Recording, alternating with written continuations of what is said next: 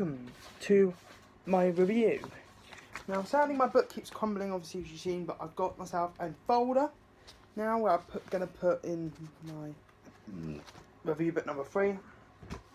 If I get a shit review book that breaks, I will buy a new folder for that review book. Today's finally broken 11 streak. Now, you're going to see why. But we got a surprisingly really good film. Sorry guys, that was 20% battery. Friday the 13th, Part 7, A New Blood, came out in 1988, slasher thriller, an hour and 52 minutes.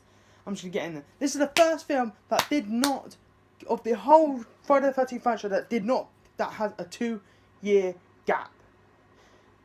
Narration of the previous 6 films zooms into his grave as it blows up, shows the end of chapter 6 where he gets bouldered by Tommy Jarvis.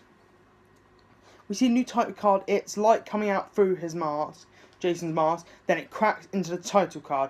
A new film is allowed. And I realised it sounds like the breathing noise, you know, the ha ha ha he ha ha. It kind of made that rhythm with the drums, which I thought was pretty good. The theme still creates hype, but it's not better than that. But obviously I don't discriminate just because it's a shit theme compared to the less hype theme. I don't care about the theme, this is about the things in the film. We see the day is October 13th, which actually is finally a good reason to call it Friday the 13th. We see Tina as a kid when her mum's getting abused by her dad. And basically she makes a run for it, gets on a boat, and she says, I wish you were dead. And Tina collapses the bridge on her dad, killing her. We see adult Tina and her mum, as Fier noise, are in the car, driving to see a doctor. His name is Dr. Cruz, and we see there's a neighbouring house, so basically like chapter 4. Nick heads to help Tina with her luggage when it falls out. We see breakdown of car, but instead of fixing it, they head off, finally for once. Sorry guys, we had the dogs, they're assholes. We see the lake sign, Camp Crystal Lake. Finally, a really cool Boney, 5 miles away is Camp Crystal Lake, but Jason is coming. Also, I really do love this new Jason design. His spine is exposed, it's decomposed, and it looks really cool. Michael is the male, is the person they're throwing a surprise party for. The POV heads for the girl, and Jason POV fake out, but no it wasn't actually, and she was stabbed through the back of the head till blood comes out. Then Mike alone, Jason pins girl up by the throat to a tree to show Mike, and then he pulls the knife out and heads for Mike. Also, just noticed that Jason still has his chain around his throat, so that when he was dangled by his neck down into the river, the chain was still on it, which I really do like the attention to detail. Jason throws the knife into the back of Mike, and then Mike still crawls away, but Jason grabs him, starts cracking his neck, and then pulls the knife out and kills him.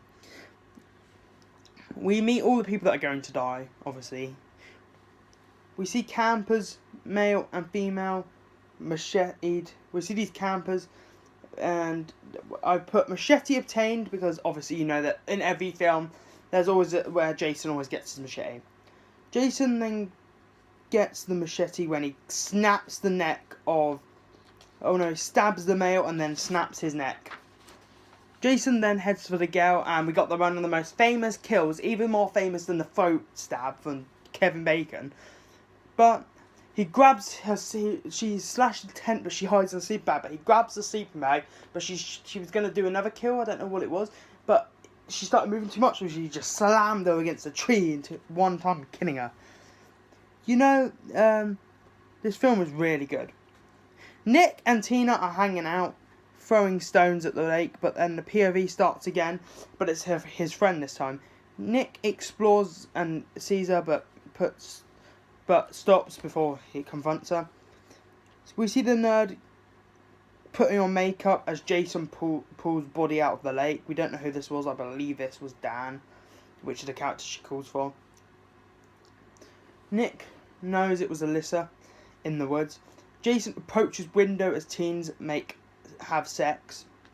Nerd is, she finished with makeup and she heads out to try and find David. That's him, David. POV following Nerd through woods. David's body falls from a tree and attacks the woman, the nerd. Nerd is stuck in the boathouse by Jason, but she thought she was free. But in the background, as it's building up, we see Jason pull a sickle type weapon and come towards her without her knowing. And she's grabbed by Jason and sickled off screen. We just hear her scream, which is a bit sad. I thought it would be a pretty cool kill to watch. We see Tina looking for her mum and Dr. Cruz as Jason heads to finish the house off. But we see the people in the house are all having sex, all of them. So we got the nerd male and the sort of bratty one. There's always a brat one. Then we got the brat's friend having sex with another guy, and then we have the Ben and his female are in the van.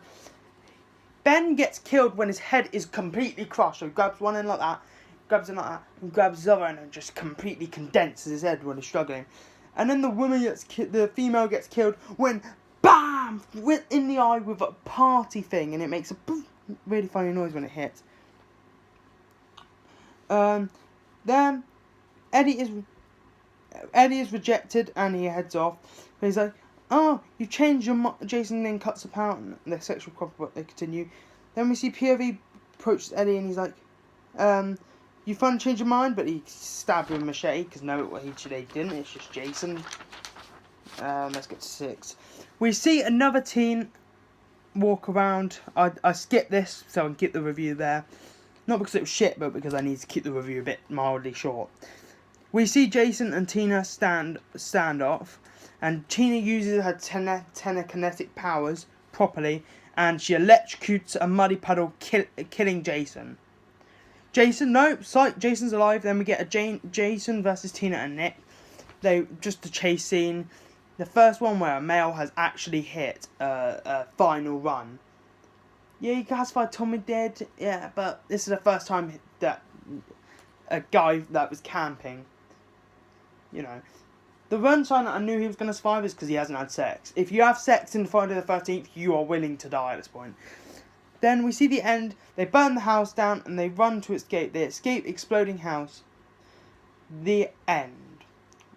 I give this film, finally, we've broken an 11 streak by giving this film a 10 out of 10. Finally breaks the 11 film streak and also gives it a 10 out of 10 this year and this decade. 2020, the first film of this decade to get a 10 out of 10. It's a really good film. I would recommend watching it. I'm going to watch this more than the original.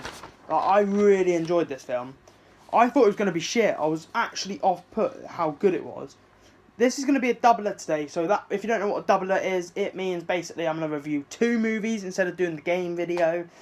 Just because I think I'd rather complete my my Freddy v Jason review by Wednesday or Thursday, and then we're gonna have a break Friday, Thursday and Friday, and then we can come back strong with John Wick.